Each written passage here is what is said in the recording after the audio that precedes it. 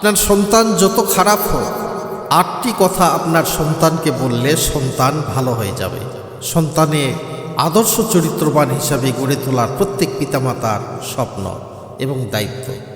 এমন কিছু গুরুত্বপূর্ণ কথা রয়েছে যা সন্তানকে বললে তারা ভালো মানুষ হিসাবে গড়ে উঠবে ইনশাআল্লাহ। সে কথাগুলি আমি আপনাদের সামনে বলবো। তার মধ্যে প্রথম কথা হচ্ছে আল্লাহর একত্ববাদ ও তার সাথে কাউকে শরীক না করা। সন্তানের কচি মনে সর্বপ্রথম আল্লাহর পরিচয় এবং একত্ববাদের শিক্ষা গেঁথে দেওয়ার আবশ্যক। শিরক সবচেয়ে বড় জুলুম, এই কথাটি তাকে শেখানো উচিত।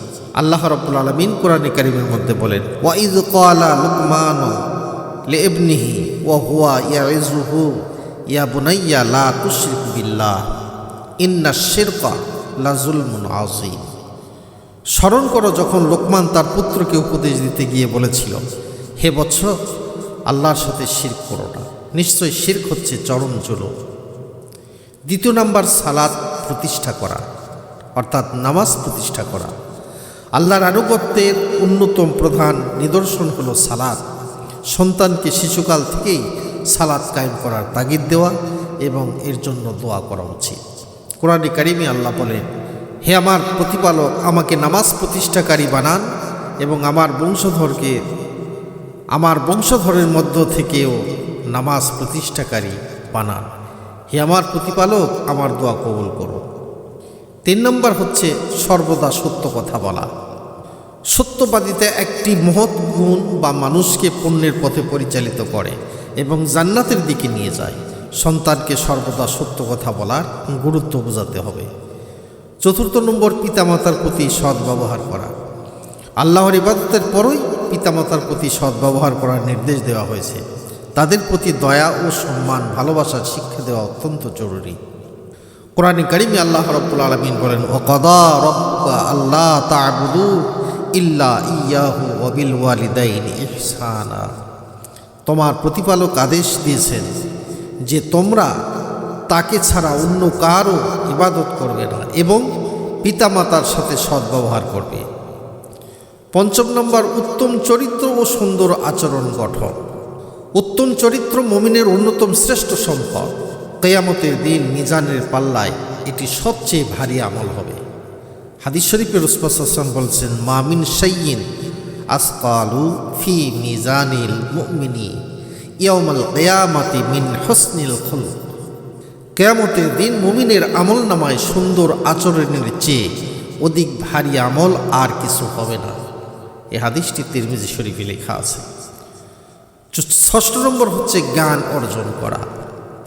ইসলামে জ্ঞান অর্জনকে ফরজ বা আবশ্যক করা হয়েছে। সন্তানকে উপকারী জ্ঞান অর্জনে উৎসাহিত করা উচিত, যা তাকে দুনিয়া ও আখিরাতের সফলতা এনে দিবে। হাদিস শরীফে আল্লাহ রাসূল বলেছেন, তলাবুল ইলম ফারিদাতুন আলা কুল্লি মুসলিম। জ্ঞান অর্জন করা প্রত্যেক মুসলমানের উপর ফরজ। এই হাদিসটি সুনান ইবনে মাজাহতে লেখা আছে।